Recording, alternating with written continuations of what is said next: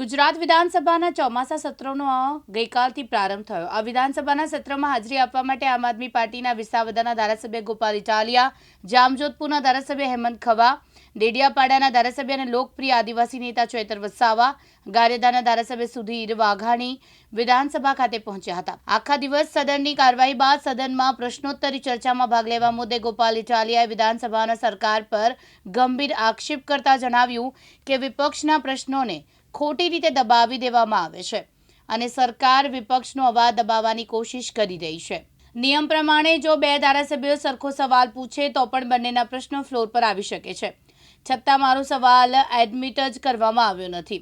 આ પ્રશ્ન પૂછવાની સત્તાનો ભયંકર દુરુપયોગ છે। મેં જે પ્રશ્ન પૂછ્યો હતો એમાં મને પૂરતું રૂલ ઓફ રિપીટેશનના નામે મને લખાઈને આવ્યું છે।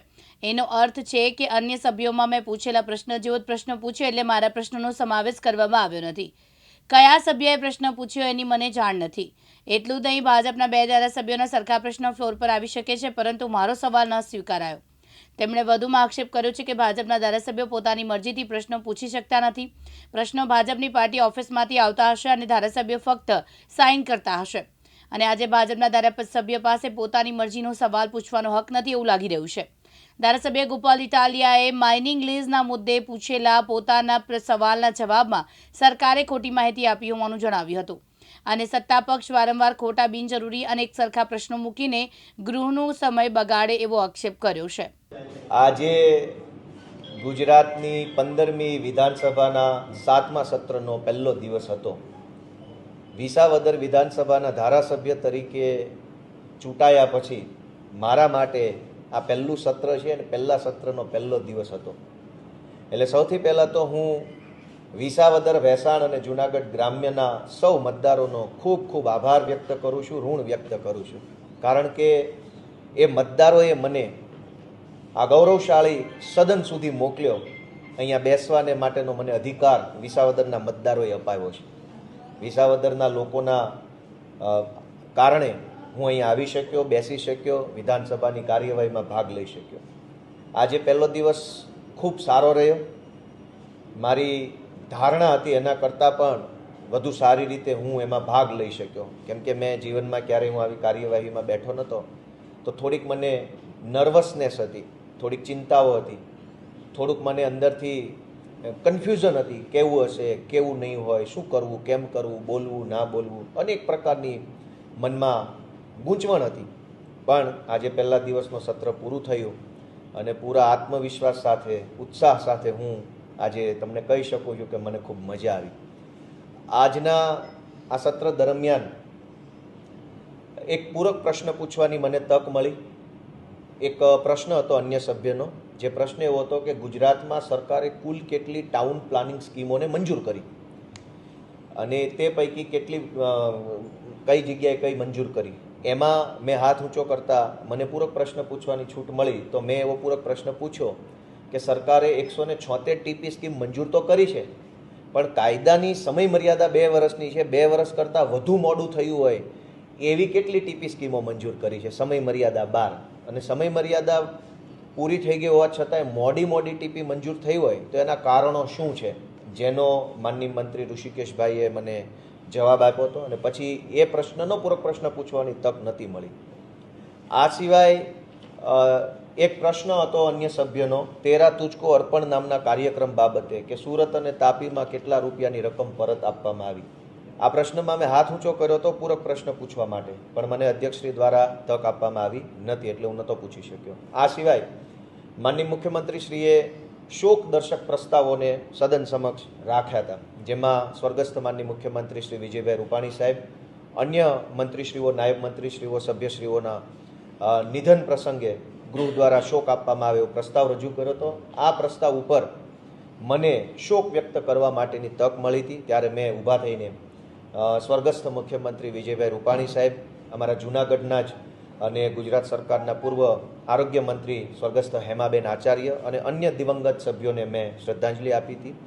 અને ત્યારબાદ મારા એક પ્રશ્નનો સરકારે ખોટો જવાબ આપ્યો છે મને। મેં આજના દિવસ માટે મુખ્યમંત્રીશ્રીને લીઝ બાબતે, માઇનિંગની લીઝ બાબતે એક પ્રશ્ન પૂછ્યો હતો, એનો મને સરકારમાંથી જે જવાબ મળ્યો એ જવાબ ખોટો છે। એ ખોટા જવાબ આપવા બાબતે, કેમ કે ગૃહનો નિયમ છે કે ગૃહમાં કોઈ પણ પ્રકારની ખોટી માહિતી આપી શકાય નહીં, તો મેં એ બાબતે મારો અવાજ ઉઠાવવાની કોશિશ કરી, પરંતુ અધ્યક્ષશ્રી તરફથી મને કોઈ એ બાબતે તક મળી નથી, કેમ કે સ્વાભાવિક છે જાજા મિત્રો હોય છે. તો કુલ મળીને આજના દિવસમાં હું 2 વખત પાર્ટિસિપેટ થઈ શક્યો. બાકીની કાર્યવાહી મેં બહુ ધ્યાનથી સાંભળી, સભ્યો શું બોલે છે, અધ્યક્ષશ્રી કેવી રીતે મોનિટર કરે છે આખા સભાખંડને, અન્ય સરકારી મિત્રો શું કરે છે, એ બધું મેં ઓબ્ઝર્વ કર્યું. મને ખૂબ ગમ્યું, મજા આવી, આવડ્યું, અને હવે વધુ સારી રીતે કાલના દિવસમાં હું ભાગ લઈ શકીશ એવો મને આજે આત્મવિશ્વાસ છે.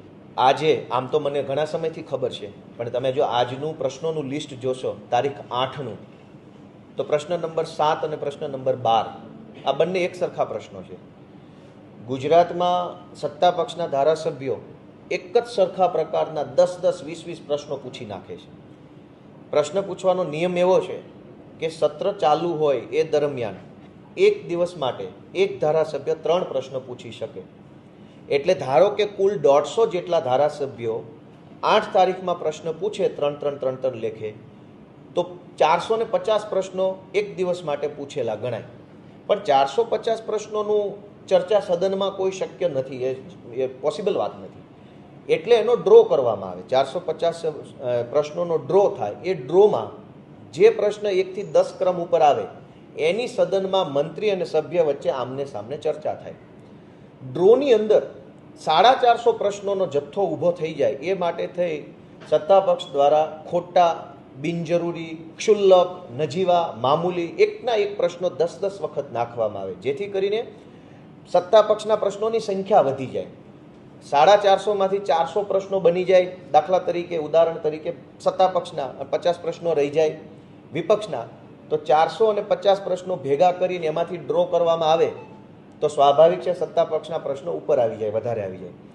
હાવ ક્ષુલ્લક પ્રકારના, જેમ કે આજે મારો એક પ્રશ્ન એવા કારણોસર રદ કરવામાં આવ્યો, રિપીટેશનનો હવાલો આપ્યો કે ગોપાલ ઇટાલિયાએ જે પ્રશ્ન વિધાનસભામાં પૂછ્યો છે એવો પ્રશ્ન કોઈ અન્ય સભ્યએ વિધાનસભામાં પૂછ્યો છે, માટે ગોપાલ ઇટાલિયાનો સભ્ય સિલેક્ટ કરવામાં નહીં આવે. પણ આજે જ ભાજપના 2 ધારાસભ્યોના પ્રશ્ન એક સરખા, અલ્પવિરામનોય ફરક નહીં, પૂર્ણ વિરામનોય નહીં, અનેનોય નહીં, છેનો નહીં, ક્વેશ્ચન માર્કનો કોઈ ફરક નહીં. 2 ધારાસભ્યો એક સરખા પ્રશ્ન પૂછે તો બંને પ્રશ્નો વિધાનસભાના ફ્લોર ઉપર આવી શકે છે. મારો તો પ્રશ્ન એડમિટ ન થયો.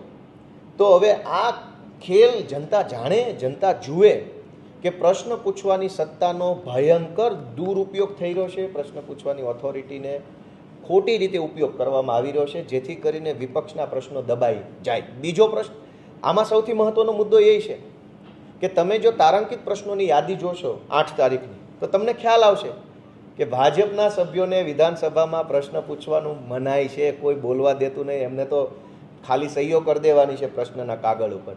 એટલી હદે દબાયેલા. કોઈ ધારાસભ્ય પોતાની મરજીથી પ્રશ્ન પૂછી શકતો નથી. શું કામ?